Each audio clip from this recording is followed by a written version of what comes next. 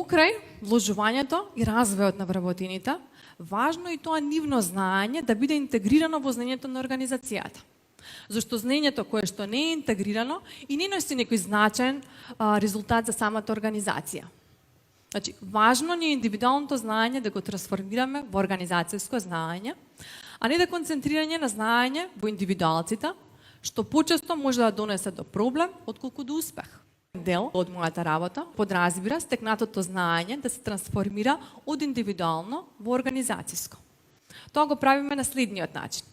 Секој вработен по посета на надворешна обука има обврска да направи акционен план за реализирање на наученото и како истото ќе го стави во служба. Од друга страна, има можности за споделување преку нашиот втор вторник. Втор вторник ни е редовна месечна средба, каде вториот вторник од месецот, сите вработени кои сме на менаџерска функција, се собираме и во форма на работилница или тимски коучинг обработуваме одредена тема. За темата на кратко се дава теоретска рамка и потоа низ дискусија и размена на искуство, сите вработени го збогатуваат своето знаење, притоа растејќи заедно. Во безбедна средина имаме можност да симулираме ситуации, имаме можност да правиме анализа на завршени проекти, да креираме стратегии и да правиме адаптација на успешни практики за интегрирање во нашиот систем.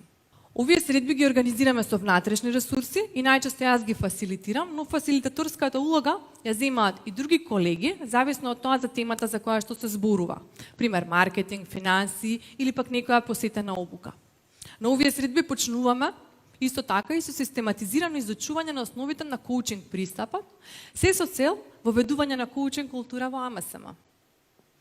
Цел ни е да ги прошириме менаџерските компетенции и да го интегрираме коучингот како составен дел од нашето секојдневие. Со оваа докажана развојна практика, која што фокусирана кон решенија. Ако водичката мисла во традиционалното менаџирање јас знам како треба, давање насоки, очекување исто тоа се спроведе, во коучинг водичката мисла е што направи до сега, кои се моменти и кои можности ти стојат на располагање, што ќе преземеш. Каде вработениот истражува и изнаоѓа и нови начини на работење и размислување. Така, со збогатување на менаџерските компетенции, со коучинг компетенции, директно се влие врз поттикнување на развојот на вработените. Од друга страна, работам и со вработените на менаџерски работни позиции кои имаат можност за професионални коучинг сесии како би ги активирала својот потенцијал за максимизирање на нивните резултати. И така, како што за менаџерските позиции го имаме вториот вторник, така и сите други вработени, за сите други вработени одржувам редовни полугодишни обуки за развивање на нивните меки вештини кои се во насока на работење согласно нашите носечки вредности. Можам да кажам дека зависно од тоа колку организацијата го поддржува личниот развој во организацијата, толку придобивки ќе има од истиот. Со поддржување и дизајнирање на процесот на развој се добиваат подобро обучени вработени, подобра комуникација помеѓу вработените, поголема соработка, позитивен став кон континуирано учење или вработени исто така со поголема одговорност. Во најмала рака се она што ни треба кога имаме предизвик како што е COVID-19. И најважно, размислувањето го насочуваме кон барање решенија, а не кон проблем. Едновремено им се помага на вработените да го дадат најдоброто од себе. Новото време подразбира континуирано развивање на капацитетите на вработените. Формалното образование не е доволно и не соодветствува со практиката најповеќе поради брзиот развој. Личниот развој е како ментална хигиена. Личниот развој не е дестинација на која што може да се стигне. И не треба да чекаме идеални услови, туку треба да се прави што е она што е можно, па и мали ситни подобрувања прават голема разлика долгорочно. Преку програмата Моја идеја, ние работиме на интегрирање на оваа кајзен филозофија во секојдневното работење. Оваа програма на вработените во АМСМ им дава можност да дадат предлози за унапредување на нивната работа или пак на некој друг дел од системот. Пристигнатите идеи се разгледуваат, оние кои ги исполнуваат критериумите се реализираат, а подносителот на идејата е награден за реализираната идеја.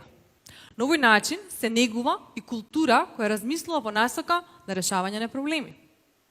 Ова математички представено го видов во книгата Атомски навики, минатата година, ако не се лажам, од Джеймс Клир, топло ја препорачувам. И многу ми се допадна, па ќе го споделам. Ако секој ден правиме само 1,01, при тоа стандардниот ден го означуваме со 1, а она што ќе го додадеме во него со 0,01, во текот на целата година тоа не е малку.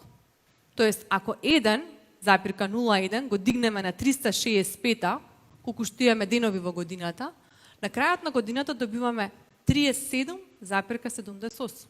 Или, ако сме благословени со ден плюс како оваа година, престапната година, 38,1. Луѓето што ќе престанат да учат, престануваат да живеат. Истото и со организациите.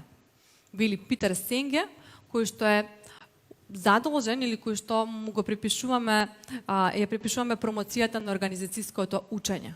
Го промовира концептот на организација која што учи. Според него, организацијското учење се состои од 5 тесно поврзани и условени дисциплини, каде личното мајсторство е во центарот, потоа се менталните модели, споделената визија, тимското учење и системското размислување.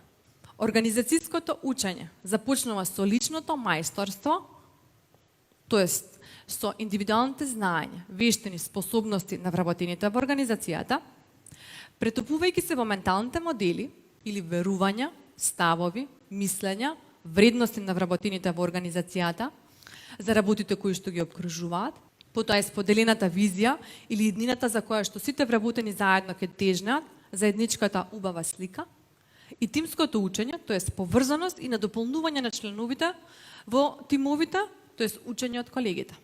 За да се заврши со системско размислување, како за окружување на се претходно, тоест развивање на свесност за меѓусебната интеракција.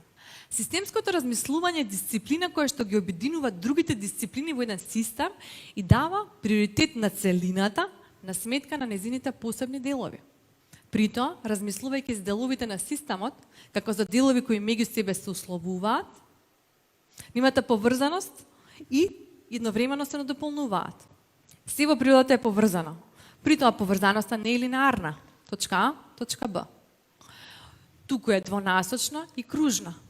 Па затоа има потреба од еден холистички поглед. И како викаат? Најдобро време да се засади дрва беше пред 20 години, а следното најдобро време е сега. Исто и со организациите. На паметните луѓе им треба паметна организација. Затоа таа треба да почне да се гради уште денес.